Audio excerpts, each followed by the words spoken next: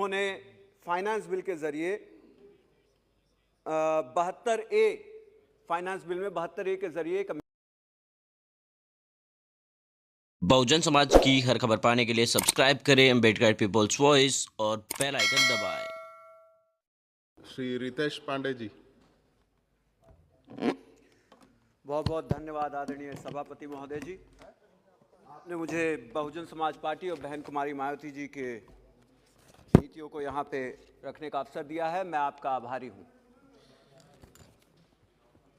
भारत सरकार सरकारी कंपनियों को विनिवेशीकरण करके उनके बेचने पर उनसे कुछ धन प्राप्त करके अपनी नीतियों में लगाने का काम के लिए जो है उन्होंने फाइनेंस बिल के जरिए 72A फाइनेंस बिल में 72A के जरिए एक अमेंडमेंट लाया है, जिससे विनिवेशीकरण के लिए, डिसइन्वेस्टमेंट के लिए कंपनियों को आसानी से बेचा जा सकता है और उनसे धन प्राप्त किया जा सकता है।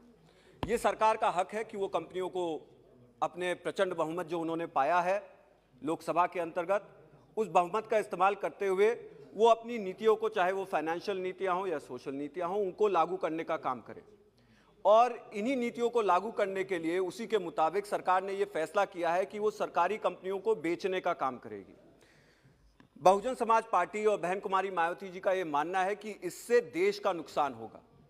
72A में जो प्राविधान किए गए हैं जिससे विनिवेशीकरण को और प्रोत्साहन मिलेगा और उससे जो है धन प्राप्त होगा, ये सरकार का तो हक है, लेकिन ये जो प्रचंड बहुमत मिला है जिससे भारतीय जनता पार्टी की सरकार को अपनी पूंजीवादी जो विचारधारा है उसको पूरी तरह से अमली जामा पहनाने का एक मौका मिलता है, उसके विपरीत इस सदन के माध्यम से और आपके माध्यम से मैं देश को जरूर यह बताना चाहूंगा कि उसमें उनका क्या नुकसान है। पूंजीवाद जो है वो आखिर में सिर्फ और सिर्फ उन्हीं के लिए काम करता है जिनके अंदर एक लालच रहती है। पूंजीवाद विचारधारा लालच से प्रोत्साहित रहती है और लोग उससे धन अर्जित करने का काम करते हैं। सरकारी कंपनियां बिक जाएंगी, सरकारी कंपनियों में जो नौकरशाही रहते थे उनको आरक्षण मिलता था, वो आरक्षण बंद हो जाएगा और उसी के साथ साथ टीएडीए मिलता था, सम्मानजनक एक नौकरी मिलती थी जिसमें उनको एक अच्छा खासा जो है 7वें पे कमीशन के हिसाब से धन मिलने का काम होता था। लेकिन अब वो भी बंद हो जाएगा और जब वो बंद होगा और प्राइवेट कंपनियों के पास जाएगा तो भारत में जितनी विशाल जनसंख्या है उसके हिसाब से लोग बार्गेनिंग करना शुरू करते हैं, लोग दबाने का प्रयास करते हैं। आरक्षण तो लागू नहीं होगा, दबे कुचले लोगों को नौकरियां नहीं मिलेगी क्योंकि शिक्षा में विसंगतियां हैं, हेल्थ में विसंगतियां हैं। तो जो दलित है, गरीब है, कुचला है, माइनॉरिटीज है, वो ना स्वास्थ्य के रूप में जो है कंपीट कर पाता है पैसे वाले लोगों के साथ और ना ही शिक्षा में कंपीट कर पाएगा। तो जब आरक्षण नहीं मिलेगा वो तो और दबता चला जाएगा और विनिवेशीकरण यानी कि डिसइन्वेस्टमेंट जो एक लोगों को सिक्योरिटी कवच देती थी वो भी खत्म हो जाएगा और इससे जो है भारी नुकसान पैदा होता है। वहीं पे ही ऐसी विचारधारा को पराजित करना अत्यंत ही जरूरी है। मेरा जो दूसरा मुद्दा है मैं उसमें यह भी कहना चाहूंगा, विनिवेशीकरण से और जो प्राइवेटाइजेशन होता है, जो निजीकरण होता है, आपने आइसलैंड में देखा, आपने अमेरिका में देखा, जहां पे भी पूंजीवाद ने अपने हितों के जरिए निजी कंपनियों को मौका दिया, वहां निजी कंपनियों ने देश के बारे में, समाज के बारे में, यहां के रहने वाले गरीब लोगों के बारे में नहीं सोचा हुजूर।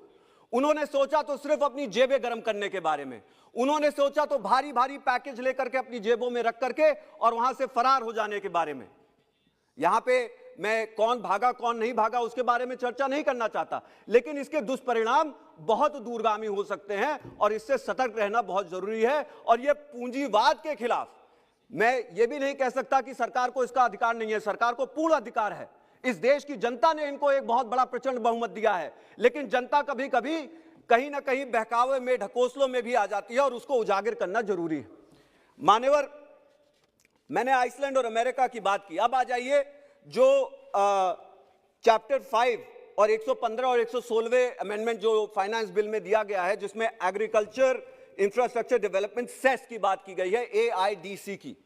इसमें कहा गया है कि AIDC में पेट्रोल पर जो है सेस लगाया जाएगा और पेट्रोल पे 2.5 रुपया प्रति लीटर सेस, डीजल पर 4 रुपया प्रति लीटर सेस। डीजल जो है किसान इस्तेमाल करते हैं, गरीब आदमी इस्तेमाल करता है, उसके ऊपर 4 रुपया लीटर सेस। उसी के साथ साथ आदरणीय फाइनेंस मिनिस्टर जी ने यह भी कहा कि ये जो बढ़ोतरी की जा रही है, इसको जो है एक्साइज ड्यूटी में जो इंपोर्ट ड्यूटी है उसके अंदर कमी करके इसको बराबर किया जाएगा, समतल किया जाएगा, ताकि जो उपभोक्ता है उसके ऊपर कोई दबाव ना आए। लेकिन साहब मैं आपको बताना चाहूंगा कि ये सेस लगाने के बाद सेस जो होता है वो सिर्फ वही इस्तेमाल हो सकता है जिसके लिए वो सेस लगाया जाता है, यानी कि वो सिर्फ एग्रीकल्चर और डेवलपमेंट में जाएगा। लेकिन जो एक्साइज ड्यूटी से पैसा आता था, इसमें स्टेट का भी हिस्सा हुआ करता था, उस हिस्से से तो स्टेट वंचित हो जाएगा। और अगर स्टेट वंचित होगा तो कहीं ना कहीं जो उनको डीजल एक्साइज ड्यूटी, जिसपे सरकार अभी 48% करीब एक्साइज ड्यूटी लगा रही है, जिसको कम करने का नाम नहीं लिया जा रहा, पेट्रोल डीजल के दाम बढ़ते चले जा रहे हैं, आम जनता की जेब जो है खाली होती चली जा रही है, लेकिन सरकार के कान पर जूं रेंगने का काम नहीं कर रहा है। उन्हें कोई फर्क नहीं पड़ रहा, वो चाहते हैं कि हमारा पैसा आता रहे, जनता जाए बाहर में। लेकिन साहब मैं आपको यह जरूर बताना चाहूंगा कि ये जो पूरा एक कंफ्यूजन की राजनीति होती है कि यहां कम कर देंगे वहां बढ़ा देंगे, स्टेट को पैसा नहीं जाएगा, और स्टेट का कम कर देंगे तो फिर जनता को क्या पता चलेगा, सरकार जहां खर्च करना चाहेगी वहां करेगी। इससे भी जनता को सावधान रहने की जरूरत है और यह जानने की जरूरत है कि सरकार 48% टैक्स सिर्फ और सिर्फ डीजल पेट्रोल पर लेती है, यानी कि 1 लीटर का जो भी खर्चा आ रहा है उसमें से 48 रुपया, अगर 100 रुपया हो जाता है पेट्रोल का दाम, तो 48 रुपया सरकार खाली आपसे कर लेकर के अपनी जेब में डाल रही है। यह जनता को जानना जरूरी है।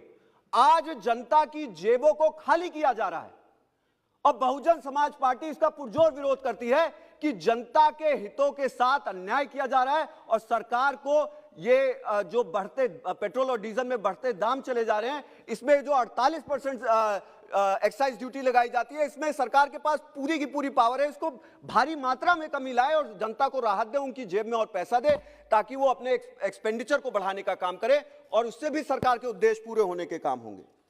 फाइनेंस बिल में ही पेज नंबर 135 पे clause CB section 164 finance act को भी अमेंडमेंट किया गया, उसको परिभाषित किया गया है।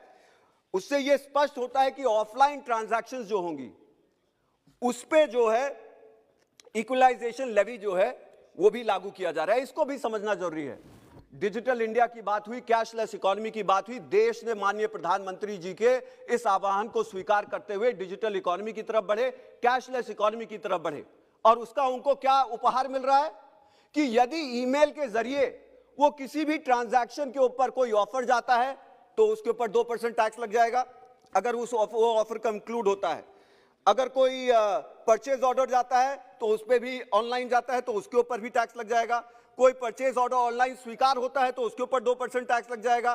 कोई पेमेंट ऑनलाइन होती है तो उसके ऊपर 2% टैक्स लग जाएगा। यानी कि अगर एक आप डीजल पेट्रोल या मान लीजिए आप सब्जी खरीद रहे हैं ऑनलाइन, या आपने जो है सब्जी वाले को कार्ड से पेमेंट किया तो उसके ऊपर भी जो है आपको 2% टैक्स लग जाएगा। एक तरफ ये बात कही जाती है कि हम डिजिटल इकोनॉमी की तरफ चले, बात कही जाती है कैशलेस इकोनॉमी की तरफ चले, उसके ऊपर फिर टैक्स लगा करके आप उसी उपभोक्ता को डरा देते हैं कि यार मेरा तो 2% ज्यादा लग जाएगा, मैं ऐसे नहीं, मैं कैश पे ही खरीदूंगा, मैं ऑनलाइन नहीं जाकर के, मैं वहां दुकान पे जाकर के खरीदूंगा, मेरा पैसा बचने का काम होगा। सरकार किसी ना किसी तरीके से खाली जनता की जेब को खंगालने का काम कर रही है कि आखिरी 58-54 भी जो बंद हो गई है वो भी निकल आए। तो इस तरह से जो है सरकार को उत्पीड़न नहीं करना चाहिए लोगों का। अब आ जाइए, मैं एक और मुद्दे के ऊपर आना चाहता हूं। यही जो डिजिटल इकोनॉमी की बात हो रही थी, इसके विपरीत प्रभाव जो है इन्वेस्टमेंट के ऊपर भी पड़ सकते हैं। क्यों आखिर कोई आएगा, ऑनलाइन कंपनियां क्यों आएंगी जब उनके ऊपर इस तरह के टैक्सेस पड़ने शुरू हो जाएंगे और निवेश के ऊपर भी इसका फर्क पड़ेगा। सेक्शन 102 और 101 फाइनेंस बिल में जीएसटी ऑडिट की प्रक्रिया में कुछ बदलाव भी प्रस्तावित किए गए हैं। मैं खत्म करने वाला हूं, बस 2 मिनट में अपने इसको मैं कर रहा हूं मान्यवर। मैं सिर्फ और सिर्फ फाइनेंस बिल के ऊपर ही बात कर रहा हूं। अभी मैंने बजट पे जैसे तमाम और लोग हैं उसके ऊपर बात करते हैं, मैं उसमें नहीं कर रहा हूं। बस कंक्लूड करने में 1 मिनट आपका आखिरी point. 2 minutes, but your time is up. जी, बस 2 मिनट में मैं कंक्लूड करूं। सेक्शन 102 और 101 फाइनेंस बिल में जीएसटी ऑडिट की प्रक्रियाओं को कुछ और बदलाव प्रस्तावित किए गए हैं। इसमें यह कहा गया है कि जो इसको इसलिए बदलाव किया गया है क्योंकि बिजनेसेस के ऊपर दबाव पड़ता था। उस दबाव को कम करने के लिए फाइनेंस मिनिस्ट्री ने ये डिसाइड किया कि 102 और 101 में अमेंडमेंट करके जो सालाना अकाउंटेंट, चार्टेड अकाउंटेंट और ये अकाउंटेंट्स, कॉस्ट और मैनेजमेंट अकाउंटेंट्स जो एक ऑडिटेड रिपोर्ट जमा करवाते थे, उस रिपोर्ट को अब जमा करने की जरूरत नहीं होगी, वो सीधे उपभोक्ता की जिम्मेदारी हो जाएगी। इससे साहब आप उपभोक्ता को भी एक मौका देते हैं गलतियां करने का, वो भी जो इसकी नीयत अच्छी नहीं होगी वो भी इसको सर्कमवेंट करके इससे किनारा कसने का प्रयास करेगा और इससे भी नुकसान होने का काम होगा। मेरा आपसे यह अनुरोध है कि इन सब के ऊपर भी फाइनेंस मिनिस्ट्री को जवाब देना चाहिए कि आखिर इसके पीछे उद्देश्य क्या है। आखिर में मान्यवर, मैं आपके माध्यम से जरूर कहना चाहूंगा कि हमारे देश में इस समय जनता की जेब में और पैसा देने की जरूरत है ताकि वो खर्चा करें। जब वो खर्चा करेंगे टैक्स अपने आप आपको मिलता चला जाएगा। टैक्स की दरों को आप कम करिए। अगर आप टैक्स के ऊपर टैक्स लगाते चले जाएंगे तो उनको खर्चा करने से आप उनको डरा रहे हैं, वो पैसे को जमाखोरी करने का प्रयास करेंगे। मेरा आपके माध्यम से फाइनेंस मिनिस्ट्री और आदरणीय मिनिस्टर साहिबा को मेरा यह अनुरोध है कि वो जागे और ये समझने का प्रयास करें कि जितना ज्यादा स्पेंडिंग पावर जनता के पास रहेगी हमारे देश की अर्थव्यवस्था के लिए उतना ही अच्छा रहेगा, उतना ही बेहतर रहेगा। आपने मुझे बहुजन समाज पार्टी बहन कुमारी मायावती जी का पक्ष रखने का अवसर दिया, मैं आपका सहृदय धन्यवाद देता हूं। बहुत बहुत धन्यवाद।